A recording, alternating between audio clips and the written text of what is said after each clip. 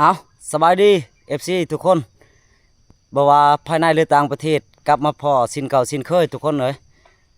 คนเดินป่ามื้อนี้เฮาก็ไปป่าเฮาเฮิงแล้วเฮาบ่ได้ไปเนาะเพราะว่าเฮาก็ค่ายอดเขาเพราะว่าทางพันใหญ่ก็ติดธุระไถนาอยู่ทุกคนเลยมื้อนี้เฮาก็ไปผู้เดียวไปกับน้องหมาเนาะเพราะว่ามื้อนี้เฮาก็เดิน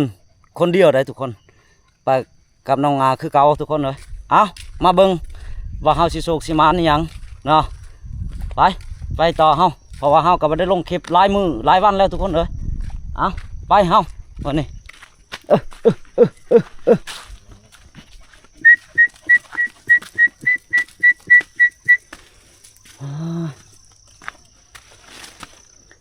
บรรยากาศมื้อนี้ก็สิบดๆแดดๆอยู่เลยโอ้ย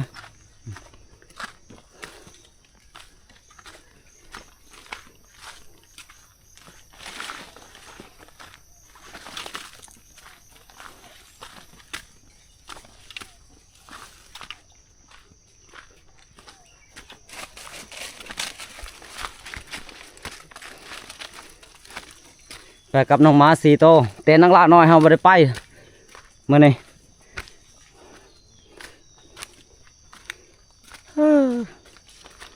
สะออนธรรมศาสตร์นี่ฝนตกมันก็เขียวแจ่มใสดีเลยทุกคนม่วนซื่นเนาะ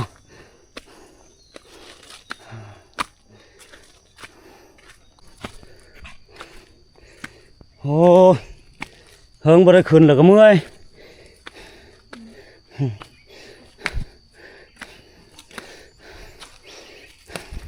ไปทางไหนเปล่าขึ้นย่างโอ้ยเปล่าขึ้นย่างคือเก่าโอ้ฝนตกก็ไปอยู่เนาะไปบ่นี่ชาวบ้านเขาเปล่าขึ้นย่างทุกคน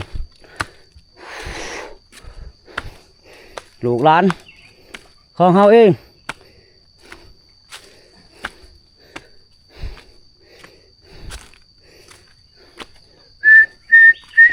เออ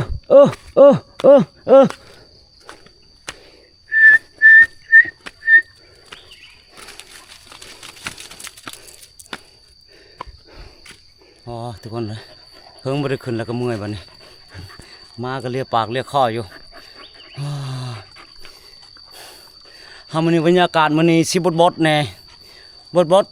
สีแดดจะว่าฝนสิตกอีกก็ไปจักแล้วจักเฮาสิไปหอดไสแล้วมันนี่เมื่อยเพราะว่าเฮาก็ไม่ได้ขึ้นหึงเลยเฮาก็ไม่ได้ลงคลิปจักทรายมือทรายวันแล้วทุกคนเอากลับมาติดตามเบิ่งติดตามชมคือเก่าเด้อพี่น้องเพราะว่าวันนี้เฮาก็ไปป่ามือแรกๆอีกจากสิโศกสิมานยังและไปคนเดียวเอาพักผ่อนก่อนจะน่าจังเฮาไปต่ออีกไปเดินต่อเฮาไปพูดแล้วไปพักผ่อนอยู่หลังพูดแล้วมันขึ้นเด้อ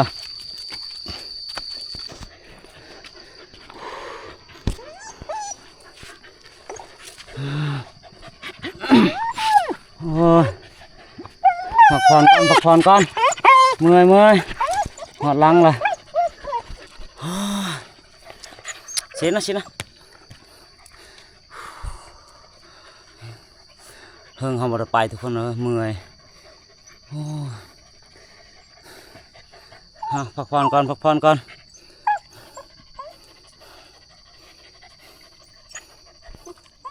กินไว้กินไผ่เบิดแล้วก็อยู่กินแล้วก็ชอกเด้อมันจะบ่ชอกมันได้กินข้าวได้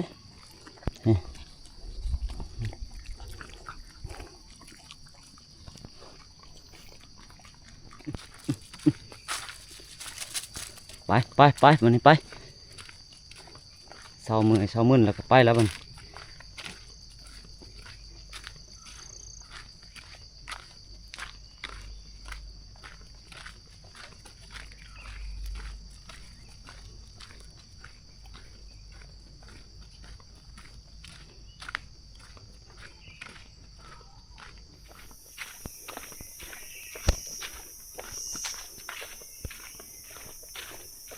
ท้องฟ้ามันนี่ก็สีครึ้มๆเลย บรรยากาศบดแน่แดดแน่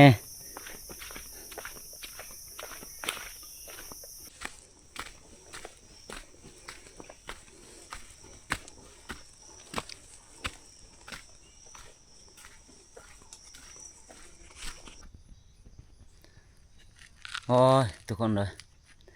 มื้อนี้เบิ่งสถานการณ์แล้วนี่ก็คือพ้นสิตกนี่ได้เพราะว่าเฮาก็รอเบิ่งสถานการณ์ก่อนเพราะว่ามันก็สิบดๆนี่แดดๆนี่เทิงลมพร้อมนี่เฮาก็จักสิไปฮอดไสได้มื้อนี้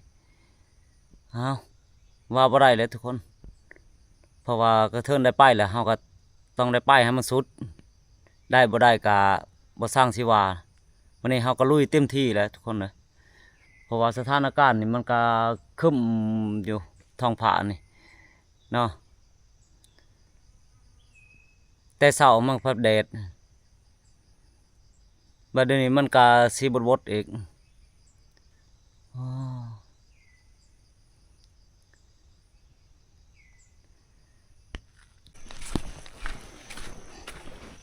ไปไป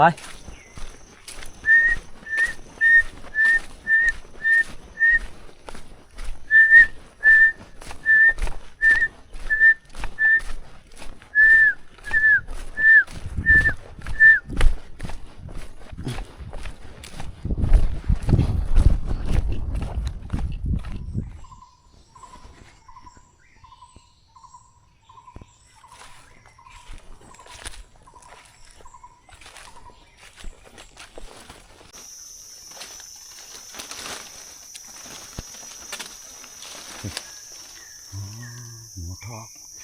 ทอกได้ดุดนี่เพราะว่ามันหากินมันบดแล้วมันหากินมันดุดบางเสานี่ทุกคนเลย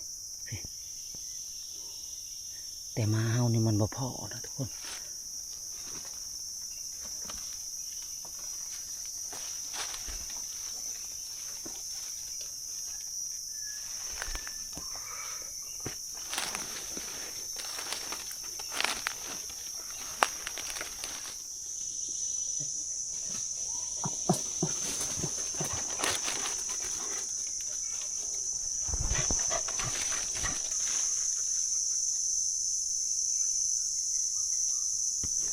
มาไหลทุกคน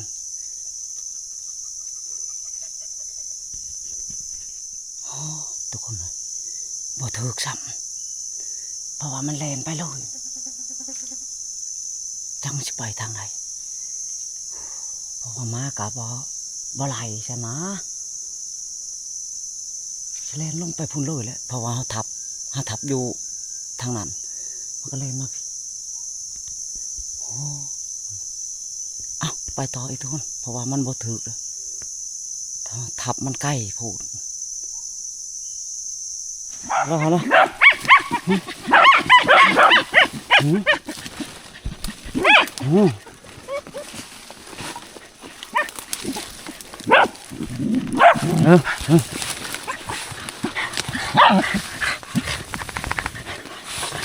ขึ้นเราจับเหลืองนี่สุดเลย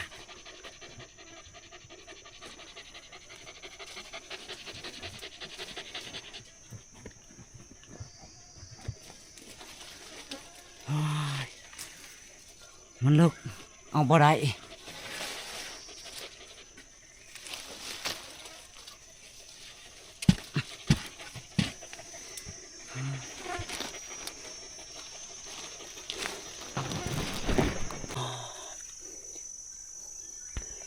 มันอยู่หู้ลึกทุกคนเลยเพราะว่าเฮาสิเอาบ่ได้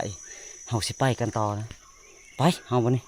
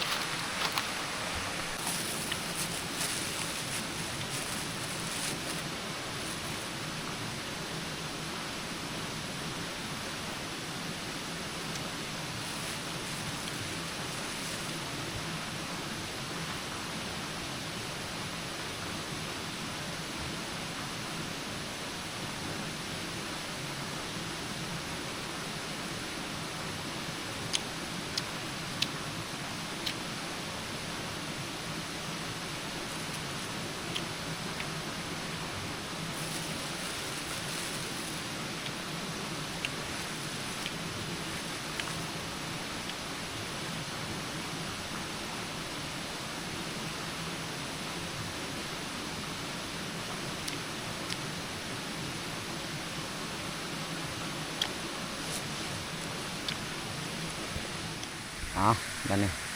หลังจากเฮากินข้าวกินน้ำแล้วเฮาก็สิได้ไปต่อเลยทุกคนเฮายังบ่ทันสูกชันมานหยังเลยทุกคนเพราะว่าเฮาทับมันก็บ่ได้เด้อทุกคนเด้อทับบักเวอแล้วก็พอเล่นตัวหนึงหักเฮาบ่ได้เนาะเอาวันนี้เฮาก็สิไปต่ออีกไปเฮา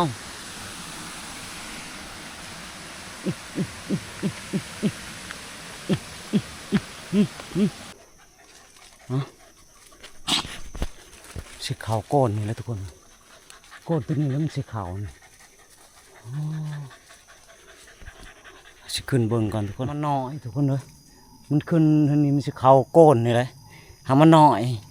เอาบ่ได้ซั่นเอาไปต่อทุกคนเนาะ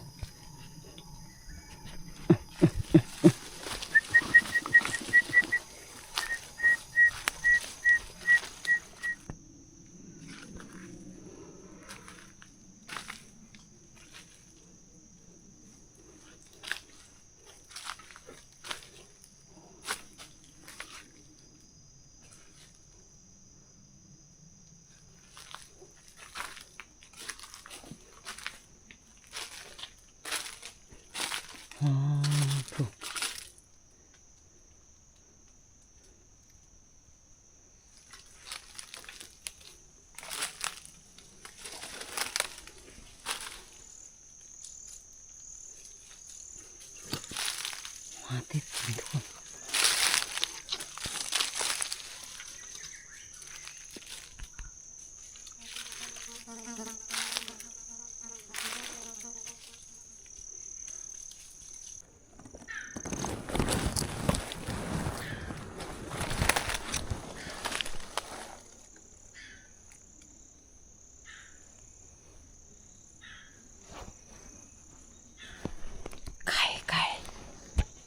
ไก่กระตาก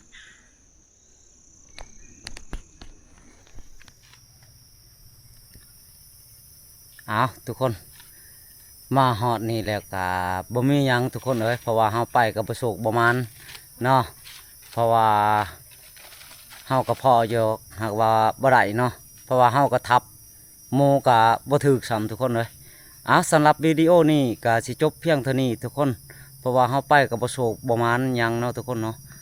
ขอขอบใจ